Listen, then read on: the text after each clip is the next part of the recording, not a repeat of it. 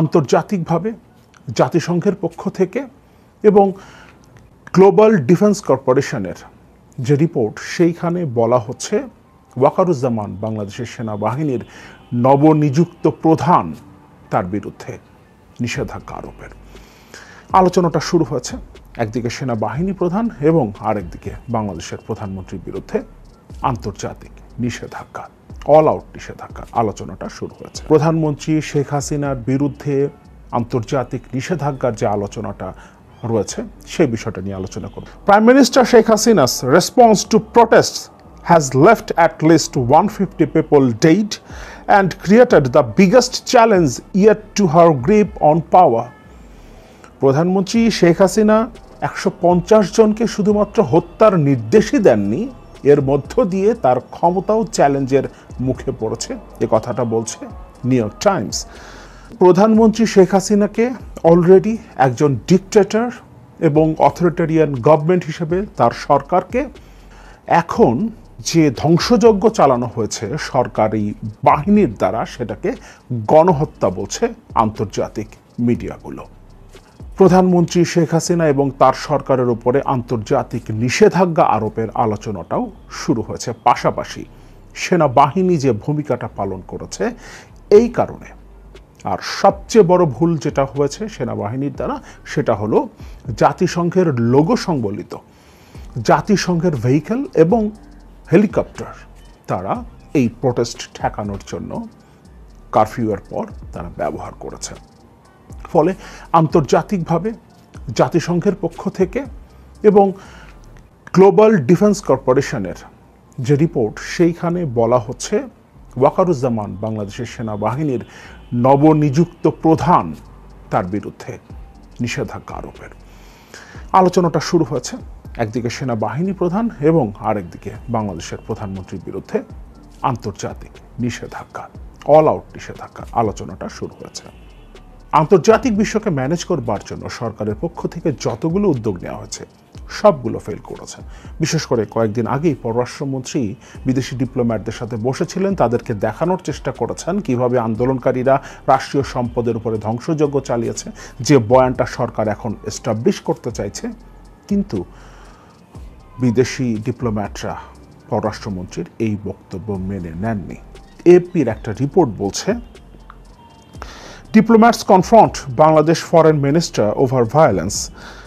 Synopsis: what began as a movement against politicized admission quotas for sought-after government jobs has snowballed into some of the worst unrest of Prime Minister Sheikh Hasina's tenure, with at least 163 people killed in clashes so far, according to an AFP count of victims reported by police and hospitals. এটা 22 জুলাইয়ের report. তারপরও আরও বেশ কয়েকটা দিন পার হয়ে গেছে এবং নিহতের সংখ্যাটা আরও অনেক বেড়েছে। গত কয়েকদিনে বাংলাদেশে ঘটা ঘটনাকে গণহত্যা বলে অভিহিত করেছে নিউ ইয়র্ক টাইমস।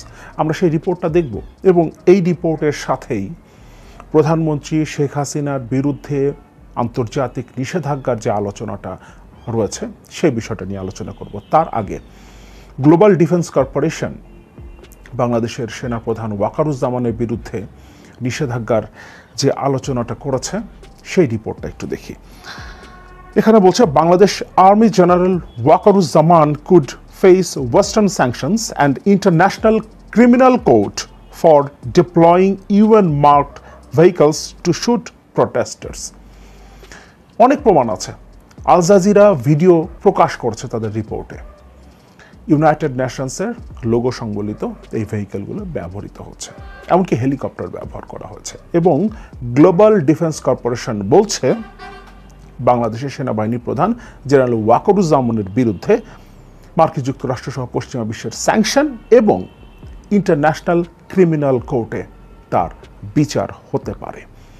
ইতোমধ্যে নিশ্চয় আমরা জেনে গেছি জাতিসংঘের মানবাধিকার হাই কমিশনার ভলকার তুর্ক নিহতদের তালিকা চেয়েছে বাংলাদেশ সরকারের কাছে, সেটাও দ্রুততম সময়ের মধ্যে। এবং জাতিসংঘ মহাসচিব কড়া প্রতিক্রিয়া জানিয়েছে বাংলাদেশ সেনাবাহিনী যেভাবে গত কয়েকদিনের হত্যাযজ্ঞে জাতিসংঘের লোগো সংবলিত হেলিকপ্টার এবং ভেহিকেল ব্যবহার করেছে সেই বিষয়ে। এই ব্যাপারটা নিয়ে আমি কথা বলেছি আমার আগের ভিডিওতে, যারা দেখেননি দেখে নিতে পারেন। আমি এই ভিডিওর ডেসক্রিপশানে আগের ভিডিওর লিঙ্কটাও দিয়ে দিব। মার্কিন যুক্তরাষ্ট্রের ক্ষমতাসীন দল ডেমোক্রেটিক পার্টির একজন কংগ্রেসম্যান, একজন প্রভাবশালী কংগ্রেসম্যান লয়েড ডগেট একটা টুইট করেছেন এবং সেই টুইটের সাথে নিউ ইয়র্ক টাইমসের একটা রিপোর্ট তিনি যুক্ত করেছেন। এই জায়গাতেই প্রধানমন্ত্রী শেখ হাসিনার বিরুদ্ধে নিষেধাজ্ঞার আলোচনাটা শুরু হয়েছে। আমরা একটু টুইটটা দেখে শুরু করি। PM Hasina in Bangladesh scorned student protesters as militants who deserve deadly force. The only militant is Hasina, who ordered troops in UN peacekeeping vehicles to attack and kill students. The Biden admin must act boldly against this repression. Sanctions must be imposed. The Biden admin must act boldly against this repression. Sanctions must be imposed. এখানে তিনি the new York টাইমসের রিপোর্টটা উল্লেখ করেছেন। আমরা একটু এই রিপোর্টটা দেখি। An unbending leaders crackdown reigns carnage on Bangladesh. বাংলাদেশের গত কয়েকদিনের ঘটনা প্রবাহকে প্রধানমন্ত্রী শেখ হাসিনার ক্র্যাকডাউন, যেটা পরবর্তীতে গণহত্যায় রূপান্তরিত হয়েছে, নিউ ইয়র্ক টাইমস তাদের রিপোর্টে এভাবে হেডলাইন করেছে।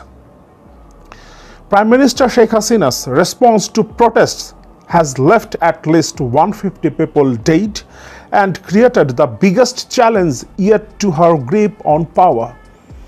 প্রধানমন্ত্রী শেখ হাসিনা 150 জনকে শুধুমাত্র হত্যার নির্দেশই দেননি, এর মধ্য দিয়ে তার ক্ষমতাও চ্যালেঞ্জের মুখে পড়েছে, এ কথাটা বলছে new York Times.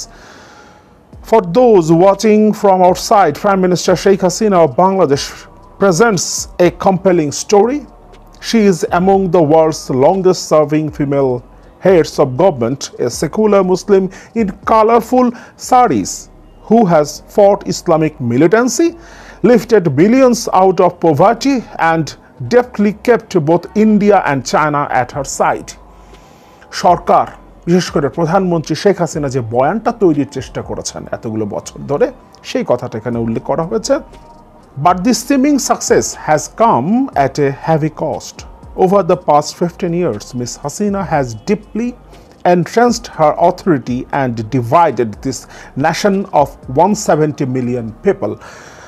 Those who kissed the ring were rewarded with patronage, power, and impunity.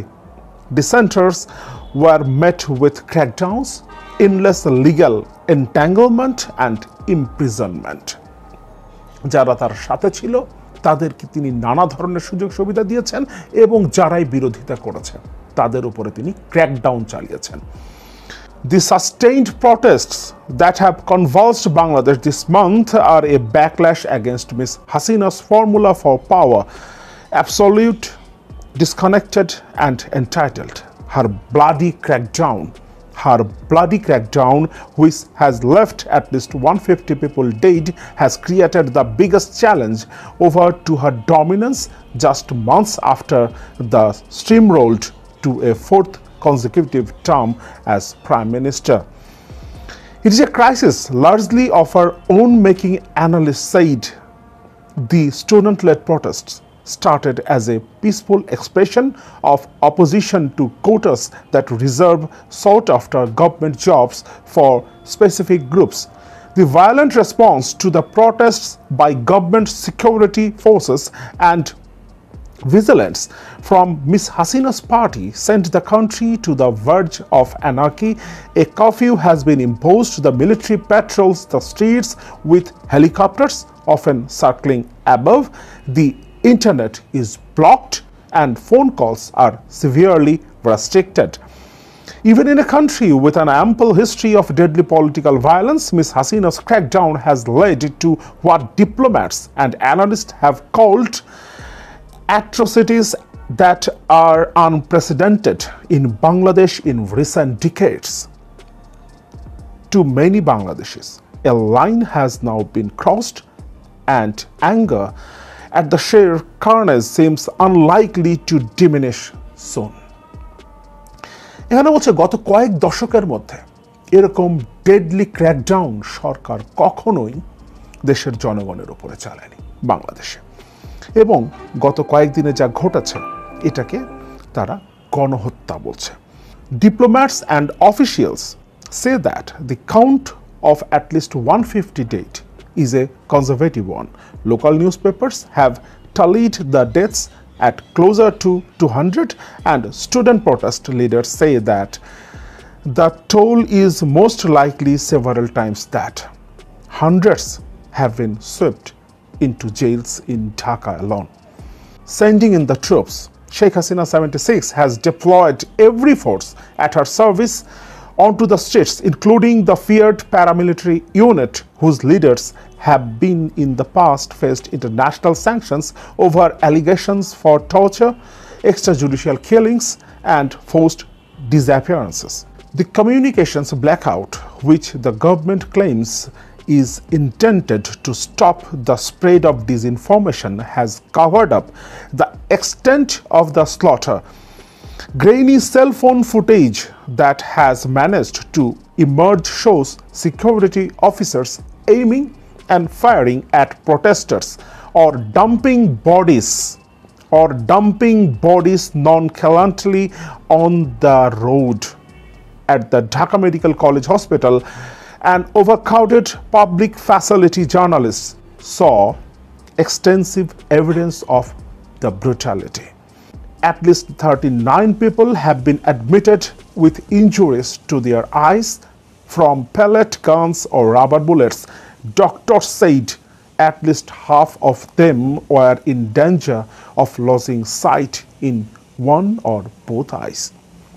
New York টাইমসের মতো পত্রিকার এই রিপোর্টে সরাসরি গত কয়েকদিনের ঘটনাকে জেনোসাইড উল্লেখ করা হয়েছে, গণহত্যা হিসেবে উল্লেখ করা হয়েছে, এবং এটা সরাসরি প্রধানমন্ত্রী শেখ হাসিনার নির্দেশে হয়েছে, সেই কথাগুলো পরিষ্কারভাবে নিউ ইয়র্ক টাইমস বলছে।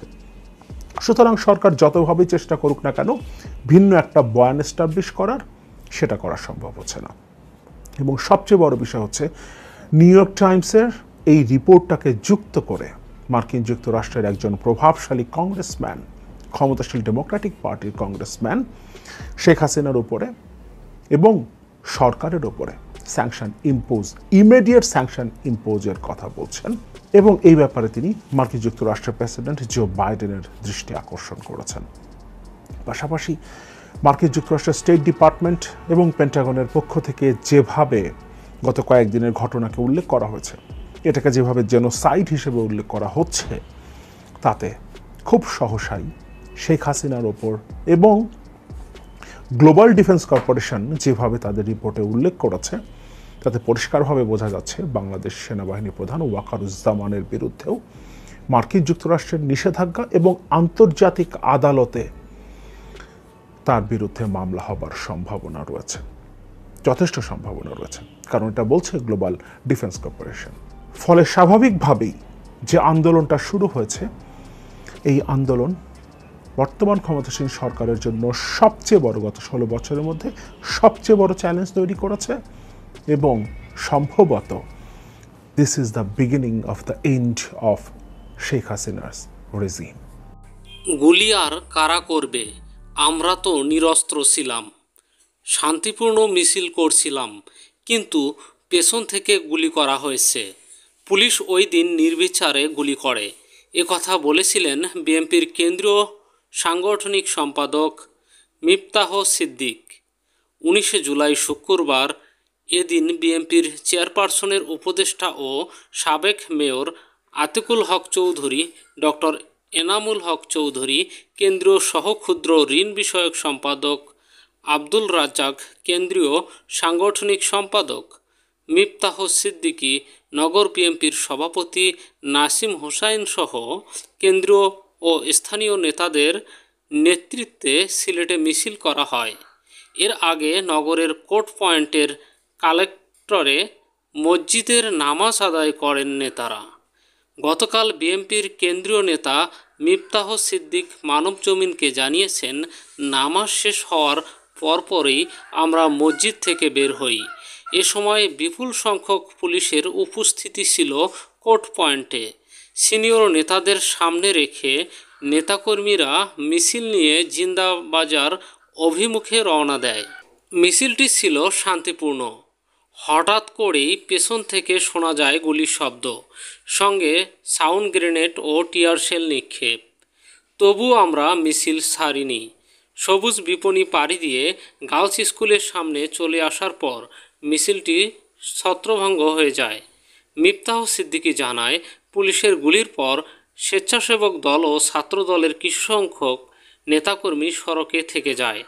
তারা সড়কেই অবস্থান নিয়ে থাকে। তবে গুলিতে আহত হয়েছেন অনেকেই। যারা গুরুতর আহত হয়েছেন তাদের তাৎক্ষণিক হাসপাতালে পাঠানো হয়। সিনিয়র নেতারা এ সময় দলীয় নেতাকর্মীদের রক্ষা করতেই ওই এলাকা থেকে কাজ করেন। সব আহতদের হাসপাতালেই পাঠিয়ে নেতারা চলে যান। তবে পুলিশের পক্ষ থেকে দাবি করা হয়েছে, ওই দিন মিছিলের শেষ দিক থেকে উপস্থিত থাকা পুলিশ দলের উপর ইটপাটকেল নিক্ষেপ করা হয়। পুলিশের ওপর নেতাকর্মীরা হামলায় উদ্যত হলে পুলিশ ছত্রভঙ্গ করতে ফাঁকা গুলি ও টিয়ার সেল নিক্ষেপ করে। এদিকে ওই দিন কোর্ট পয়েন্ট এলাকায় গুলিতে গুরুতর আহত হয়েছিলেন ফটো সাংবাদিক এটিএম তুষার। সন্ধ্যায় নগরের সুবহানীঘাটের ইবনে সিনা হাসপাতালে চিকিৎসাধীন অবস্থায় তার মৃত্যু হয়। আহত হয়েছেন শতাধিক নেতাকর্মী। এ ঘটনার পর নগরের বন্দরবাজার এলাকায় বিক্ষোভ ছড়ায় এবং কারফিউ জারির পূর্ব পর্যন্ত বন্দরবাজারে অবস্থান ছিল বিক্ষোভকারীদের। সেখানে জামাত ও শিবিরের নেতাকর্মীদের অবস্থান ছিল বলে জানিয়েছেন স্থানীয় ব্যবসায়ীসহ প্রত্যক্ষদর্শীরা। বিএনপির কেন্দ্রীয় সহ সাংগঠনিক সম্পাদক মিফতাহ সিদ্দিকী জানিয়েছেন, গুলিবর্ষণের ঘটনায় আমরা স্তম্ভিত। শান্তিপূর্ণ মিছিলে গুলি হবে এমনটি ধারণাও ছিল না। পুলিশের কয়েকটি টিম ও সিআরটি এর সদস্যরা ওই দিন ঘটনাস্থলে ছিলেন। এ ঘটনার পর থেকে সিলেট বিএনপির অন্তত 200 নেতাকর্মীকে গ্রেপ্তার করা হয়েছে। বৃহস্পতিবার রাতে বাজার থেকে ফেরার পথে নগরের 25 নম্বর ওয়ার্ড বিএনপির সভাপতিকে গ্রেপ্তার করা হয়েছে। নেতাকর্মীদের বাসাবাড়িতে অভিযান ও তল্লাশি চালানো হয়। বিএনপির নেতাকর্মীরা ফের বাড়ি ছাড়া হয়েছেন বলে দাবি করে মিফতাহ সিদ্দিকী বলেন, এখন দলীয়ভাবে আমাদের কোনো কর্মসূচি নেই। নেতাকর্মীরাও কর্মসূচি পালনে মাঠে নেই। এরপরও ধরপাকড় চালিয়ে আতঙ্ক ছড়ানো হচ্ছে। বাড়ি ঘরে থাকা বিএনপির নেতাকর্মীদের পরিবারকে হেনস্থা করা হচ্ছে। সিলেট ছাড়াও সুনামগঞ্জের সিনিয়র নেতাদের নামে মামলা করা হয়েছে। ধরপাকড় চালানো হচ্ছে। হবিগঞ্জের পরিস্থিতিও একই। এরপর দলীয়ভাবে কর্মসূচি ঘোষণা করা হলে বিএনপির নেতাকর্মীরা ঘরে বসে থাকবে না বলে জানান মিফতাহ সিদ্দিক। দেশের মানুষের প্রয়োজনে বিএনপির কর্মীরাও রাজপথে সোচ্চার হবেন বলে জানান তিনি। সম্মানিত প্রিয় দর্শক, ভিডিওটি সম্পর্কে আপনাদের মহামূল্যবান মতামত কমেন্ট করে জানাতে ভুলবেন না। এতক্ষণ ধৈর্য ধরে ভিডিওটি দেখার জন্য আপনাদেরকে অসংখ্য ধন্যবাদ। সবাই সুস্থ থাকুন, ভালো থাকুন। আসসালামু আলাইকুম।